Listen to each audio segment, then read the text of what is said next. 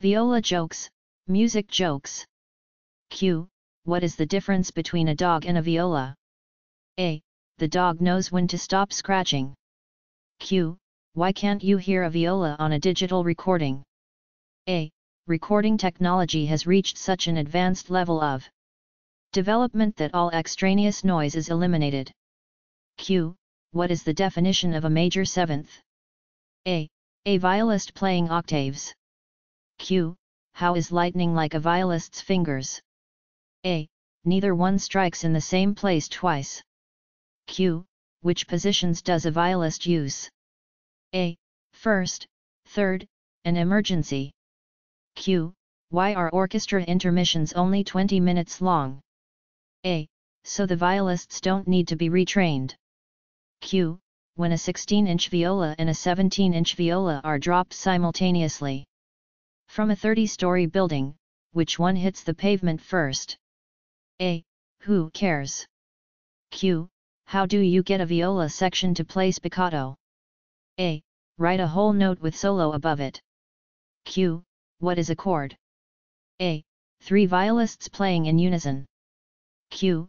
What is the best recording of the Walton Viola Concerto? A. Music -1. Q. What is the difference between a viola and a trampoline? A. You take off your shoes before you jump on the trampoline. Q. What is the difference between the first and last desk of a viola? Section. A. Half a measure. Q. What is the difference between grapes and a viola? A. You take off your shoes to stamp on grapes. Q. What is the difference between a chainsaw and a viola?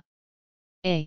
If you absolutely had to, you could use a chainsaw in a string quartet. Q. What do you call a person who plays the viola? A. A violator. Q. What is the difference between the first and last desk of a viola? Section. A. A semitone. Q. Why are violas so large? A. It is an optical illusion. It's not that the violas are large, just that the viola players' heads are so small. Q. What do you call the folks who hang around the musicians at conservatories? A. Violists. Doctor's office. A guy walks into the doctor's office and says, "Doc, I haven't had a bowel movement in a week." The doctor gives him a prescription for a mild laxative and tells him, "If it doesn't work, let me know."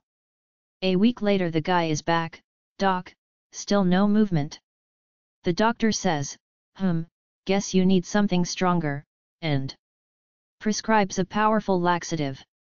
Still another week later the poor guy is back, "Doc, still nothing." The doctor, worried, says, "We'd better get some more information about you to try to figure out what's going on. What do you do for a living?" "I'm a musician, I play the viola." The doctor looks up and says, "Well, that's it. Here's $10. Go get something to eat." St. Peter. St. Peter is checking IDs at the pearly gates, and first comes a Texan. "Tell me, what have you done in life?" says St. Peter. The Texan says, "Well, I struck oil, so I became rich, but I didn't sit on my laurels. I divided all my money among my entire family in my will. So our descendants are all set for about 3 generations." St. Peter says, "That's quite something. Come on in." Next. The second guy in line has been listening, so he says, "I struck it big in the stock market, but I didn't selfishly just provide for my own like that Texan guy. I donated $5 million to save the children." "Wonderful," says St. Peter. "Come in. Who's next?" The third guy has been listening, and says timidly with a downcast look, "Well, I only made $5,000 in my entire lifetime." "Heavens," says St. Peter. "What instrument did you play?"